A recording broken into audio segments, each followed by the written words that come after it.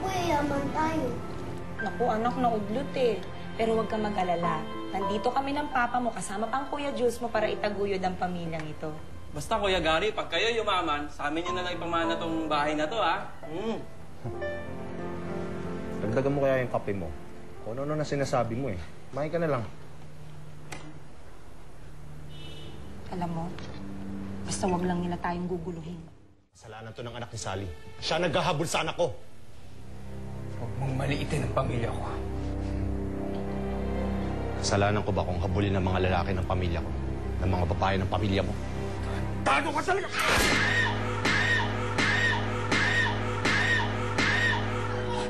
Ito! Ano? Yung sirain ang buhay niyo dahil sa isang walang kwentang pagkatalo. Tito, baka wala nang po talaga silang alam. Mano, tandaan mo tayo, idedemanda namin kayo! Tita, sorry po talaga ha. Hindi namin ina-expect na may mga ganun pangyayari. Totoo bang lumuwas na nga si Jules? Eh, yun po kasi yung sabi ng bandmates niya. Nakipagkita siya kay Romina? Yun po ang sabi ni Romina. Toto, Kaloy, tawagan niyo nga si Jules.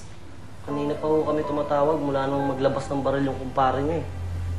Hindi yung sumasagot eh. Ako si Romina din ho. Ayaw niya rin sagutin yung phone niya.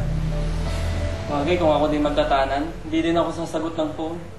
Ano?